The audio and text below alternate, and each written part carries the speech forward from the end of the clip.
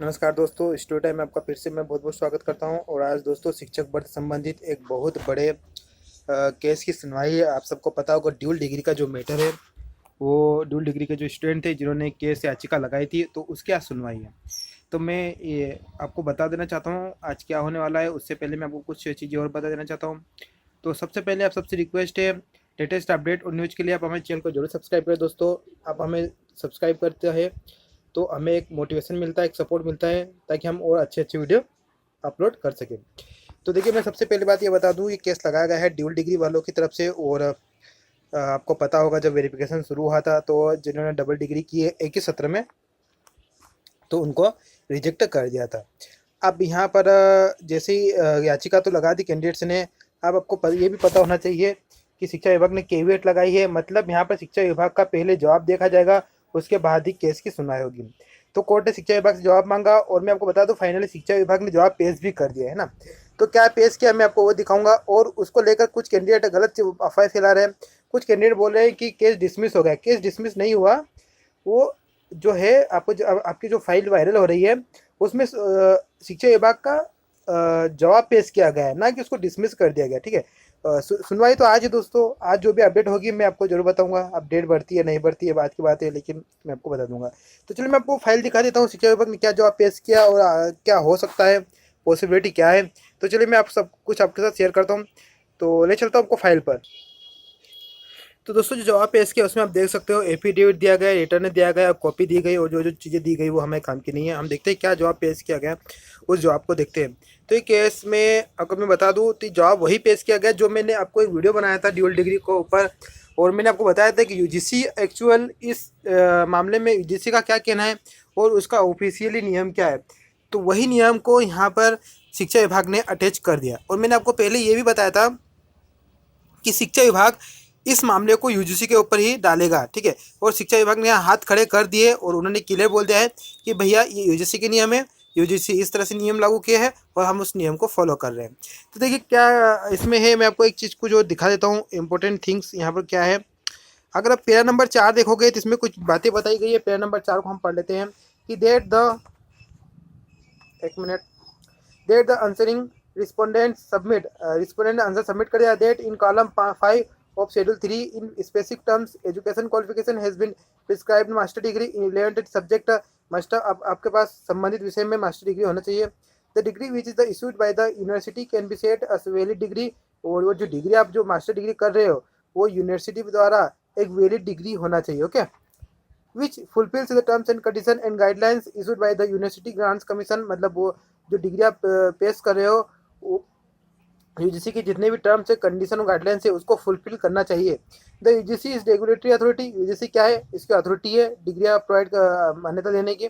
Which issued instructions and guidelines from the time to time and which is mandatory in nature and same the are required to be followed by every university। और प्रत्येक university इन नियमों को follow करती है UGC के। Okay, आगे लिखा है कि if any degree is granted contrary to the instructions and guidelines issued by the UGC same can not be said as legal valid degree. कहने का मतलब है कि अगर कोई डिग्री यूजीसी के नियमों को फुलफिल नहीं करती, उसकी गाइडलाइंस को फुलफिल नहीं करती, तो उसको वैलिड डिग्री नहीं माना जाएगा। ठीक है, here in the education qualification master degree in 11 subject. और यहाँ पर मास्टर डिग्री मांगी गई है 11 सब्जेक्ट में has been prescribed as essential qualification, therefore the candidate must possess valid legal degree which fulfills the terms and condition and the instruction issued by the UGC। यहाँ पर समझा दिया गया है कोर्ट को शिक्षा विभाग के द्वारा कि कुल मिलाकर यूजीसी डिग्री प्रोवाइड करती है और ये यूजीसी का नियम है कि क्या कौन सी डिग्री वैलिड करना है कौन सी नहीं करना है। तो ये बिल्कुल यूजीसी के नियम पर डिपेंड करता है। ठीक है, तो अगर कोई डिग्री यूजीसी के नियम को फॉलो नहीं करती है तो उसको इनवैलिड माना जाएगा।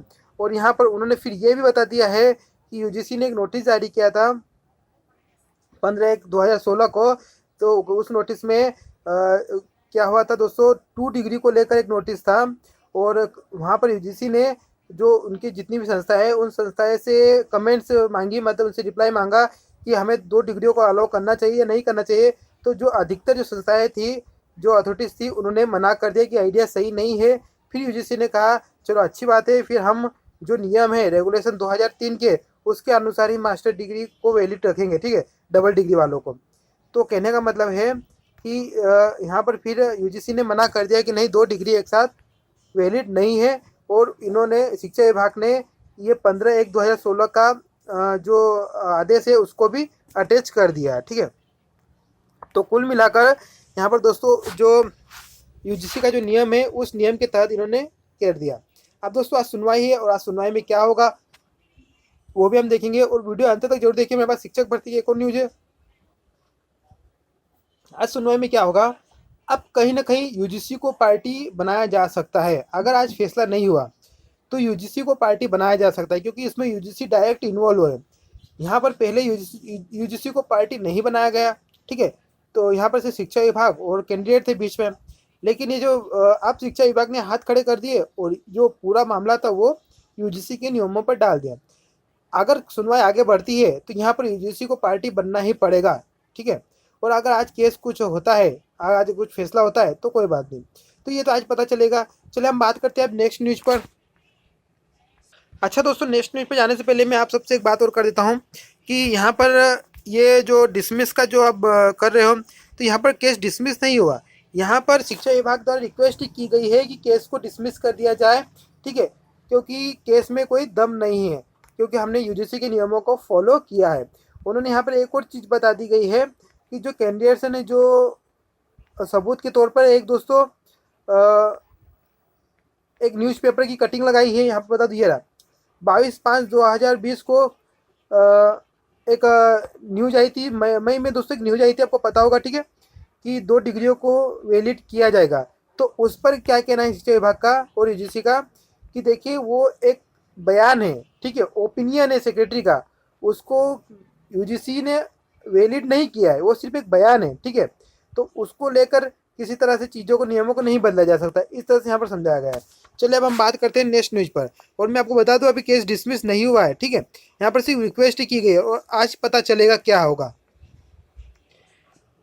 जो बात दोस्तों हमने चैनल के माध्यम से उठा रहे थे वही बात अब मीडिया में आ चुकी है। हमने पिछले वीडियो में कहा था कि जब 1 लाख से अधिक छात्रों का सत्यापन हो रहा है तो शिक्षक भर्ती का परिवहन का बहाना रोक दिया है, कोरोना का बहाना करके आपने इसको रोक दिया है। तो वही बात यहाँ पर मीडिया में बता दी गई है।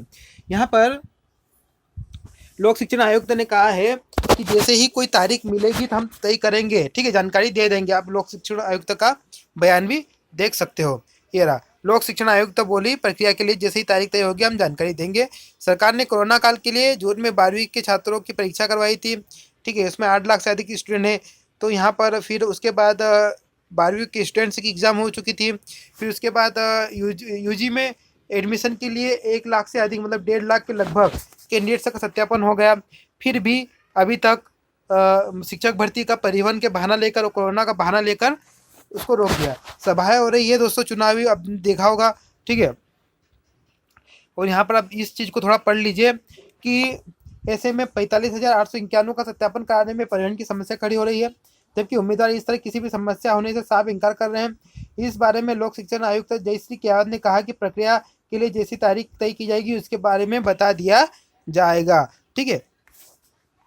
और ये यहाँ पर एक मुद्दा और सेल्समैन का भी उठाया दोस्तों, ये भी आंदोलन कर रहे हैं, इनकी भी मेरिट लिस्ट आ गई है लेकिन इनको भी ज्वाइनिंग नहीं दी जा रही है, तो ये मुद्दा भी उठा था। तो कुल मिलाकर चीज़ें यहाँ पर अब उठ रही है मीडिया में, और आज मुख्यमंत्री से मुलाकात है तो कहीं ना कहीं आपको गुड न्यूज़ देखने को मिल सकती है। तो चलिए दोस्तों, अगर हमारे द्वारा प्रोवाइड की खबरें आपको अच्छी लगती है, आपको लगता है कि हम सही काम कर रहे हैं, तो आप हमें सपोर्ट जरूर करें।